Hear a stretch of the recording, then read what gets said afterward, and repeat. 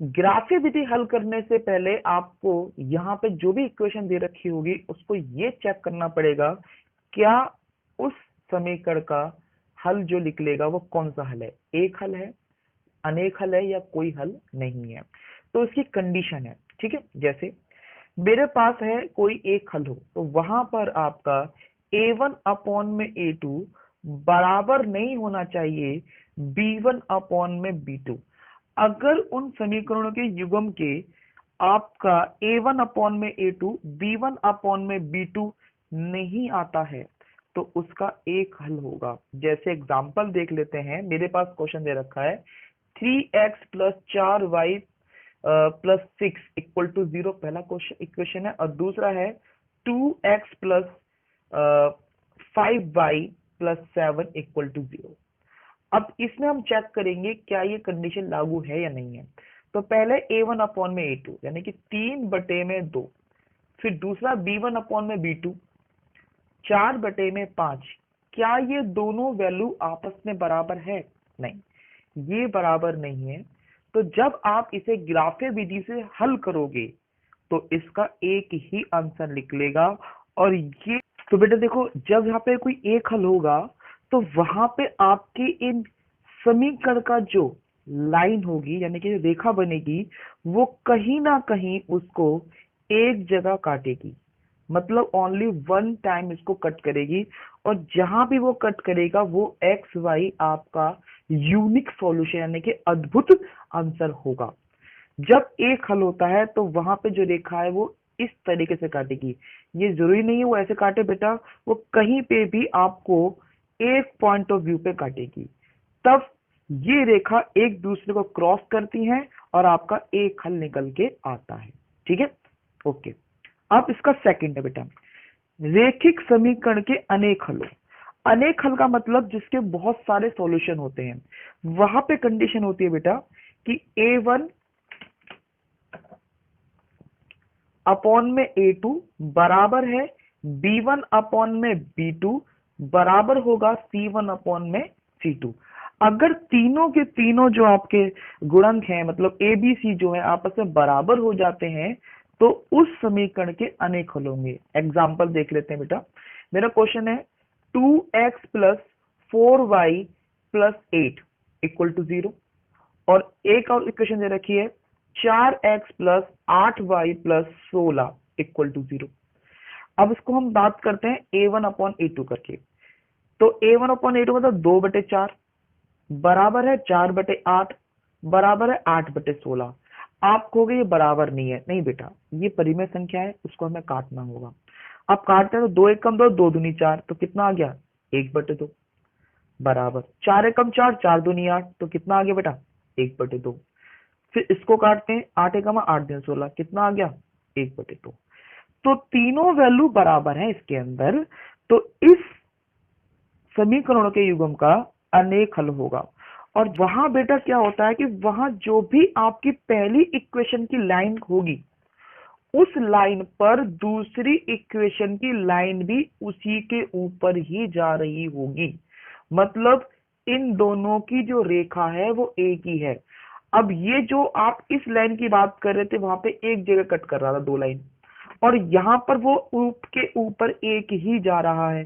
तो जहां पे भी आप उसको टच करना चाहोगे वहीं पे आपका एक x निकल के आएगा, एक y निकल के आएगा, ठीक है।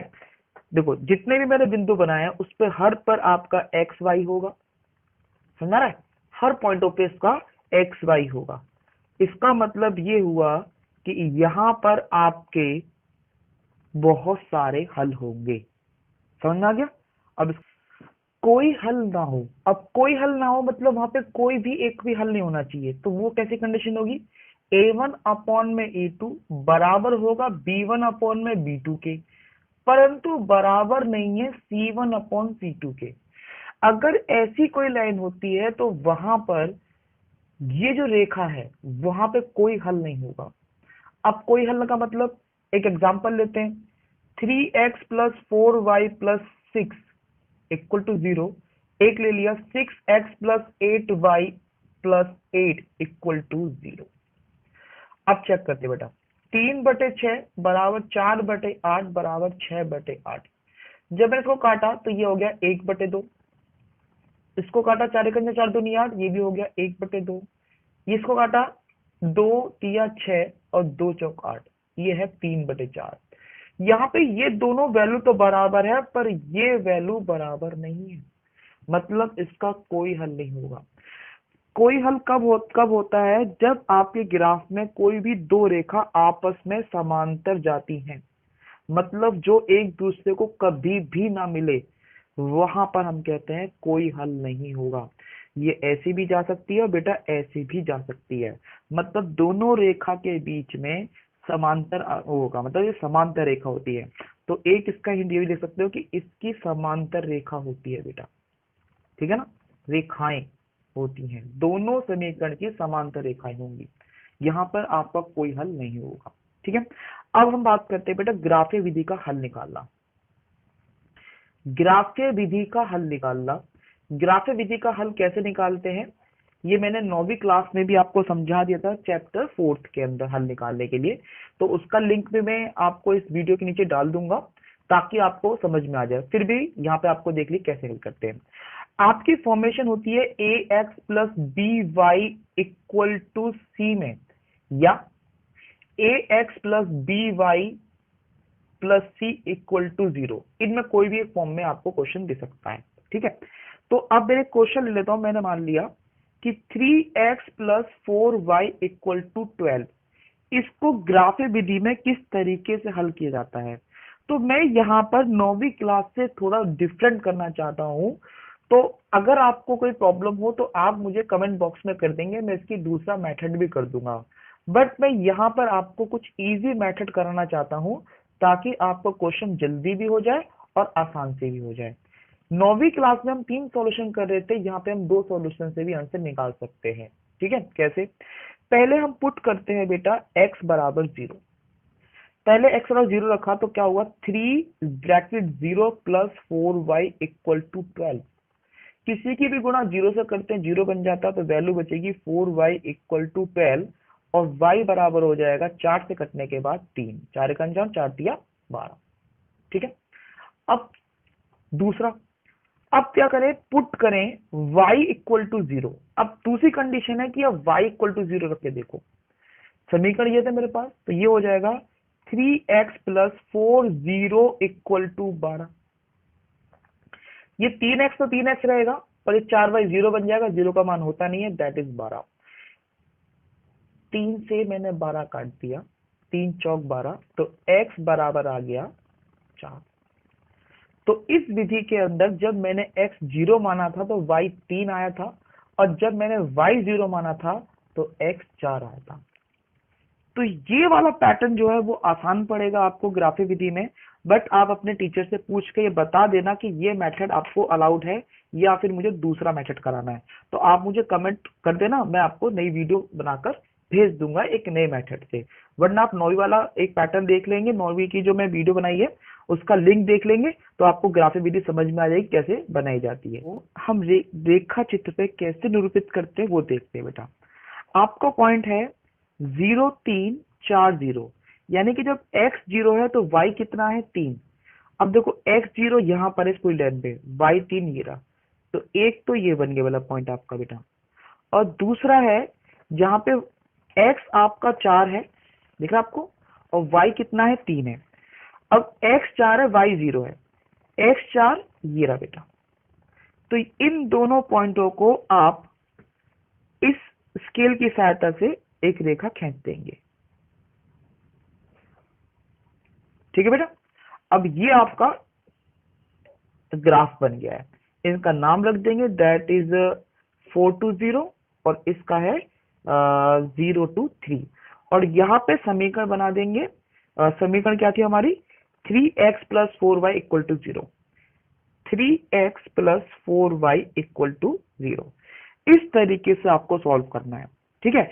अब आपको लग रहा होगा भैया आपने तो एक ही लाइन करी है, इसकी दूसरी इक्वेशन भी बना के दिखाइए, ठीक है। एक इक्वेशन और तो मैं दूसरी इक्वेशन ले रहा हूं इसके अंदर, एक इक्वेशन और ली मैंने इसके अंदर, वो ली मैंने 2x plus 5y equal to 10।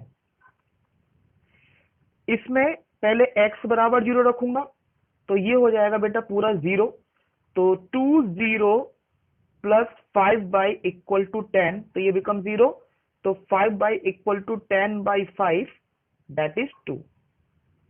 और अब मैं y इक्वल टू 0 रखूंगा तो हो जाएगा 2x plus 5 0 equal to 10, 2x बराबर 10, और ये कटने पे x बराबर आ गया आपका 2। इसका बॉक्स में यही नीचे बना रहा हूं, x और y। पहले जब मैंने x 0 रखा तो y 2 आ गया, और जब मैंने y को 0 रखा, देखो y को 0 रखा तो x मेरा 5 आ गया, सॉरी ये 5 था, 5 आ गया। अब इसको भी ग्राफ पे बना लेते हैं। जब x 0 है तो y कितना है 2, ये आ गया, और जब y 0 है तो x कितना है 5, ये वाली वैल्यू आ गई बेटा। ठीक है, अब इनको आपको स्केल की मदद से मिला देना है इस तरीके से।